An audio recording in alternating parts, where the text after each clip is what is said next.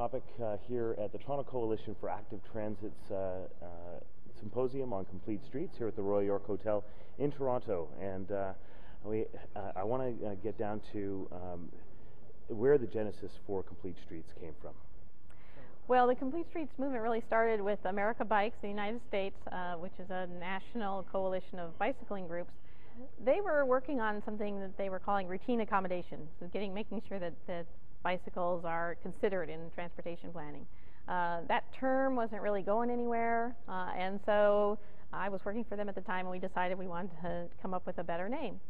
We came up with the term complete streets, and we immediately knew that it wasn't just about bikes. It was really about making the streets work for everyone. So we formed a task force. We brought in a lot of other organizations that might have an interest. Groups like AARP, which is the huge national group that works with older people, and they really want to see streets that work because as people age, they maybe drive less and they need to be able to use the streets. Other groups involved early on were the American Public Transportation Association, which is a bus association, as well as some public health groups, and we expanded some. Now there's some environmental organizations. The National Association of Realtors is actually a member of the coalition because they see it as increasing real estate value. So it's a very broad-based group of people who want to see streets work better. Can you tell me a little bit about some of the examples of jurisdictions in North America that have adopted a complete street development strategy?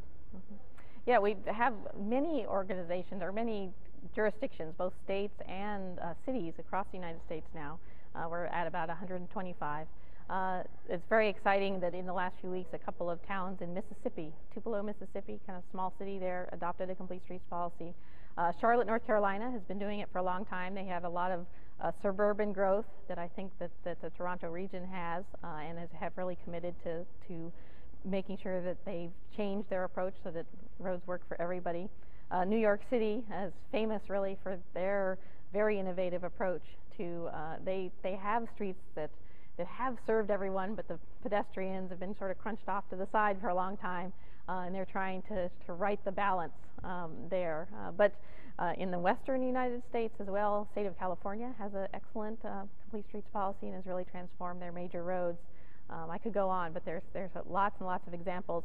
We have a new best practices manual that just came out. We have 30 case studies in it of cities all over the United States with complete streets policies and what we're learning from them. And that's available online? Actually, it's actually a paper document. It's an actual book put out by the American Planning Association, and yes, you can buy it from them. You've been hanging out here in Toronto for a few days?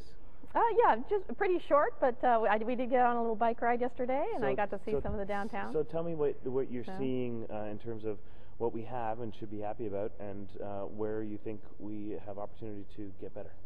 Well, I think the most striking thing coming as an American to Toronto is that you still have your long-term streetcar system, which most places in the United States got rid of. Some places are trying to restore. And that's really an emblem of complete streets because you already are in a situation where you're accommodating three modes right there because you have the cars, you have the streetcars, and then you have the pedestrians getting on and off the streetcars. And that's a balance that you're already working at. And so adding in the bicycles, thinking about the needs of older and disabled people, you're already kind of partway there, at least in the downtown area. And from what I'm hearing, it sounds like there's a real commitment in the city to really create a strong complete streets vision and then start to implement that. Well, I think of Toronto and New York as sort of sister cities, and Toronto looking to New York for leadership in many ways. What is New York doing around complete streets that we should take a close look at?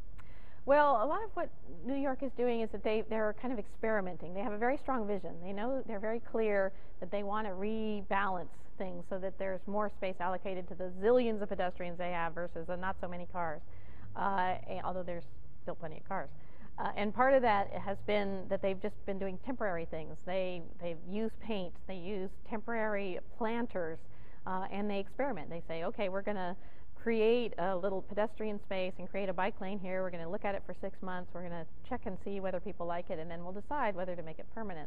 And I think that kind of dynamic strategy has allowed them to move forward really quickly, where many places they go through a huge long process and take years to move forward. New York has only been doing this for about 2 years. They have a lot of projects on the ground. They've really used those projects to educate people about what they're trying to do. They have a tremendous community support. They did a survey just last fall, and the polls came back that people loved it, and that empowers them to do even more. And so I think that strategy has been great. And there was resistance at the front end, though, before Sure. they started their experiments. Sure, and there still is a little bit of resistance. Sure. Mm-hmm. And there's always people who are afraid of change, worried about what might happen. But really, once they see the projects, many people are like, yeah, this is what we want. And so that dampens down some of that opposition.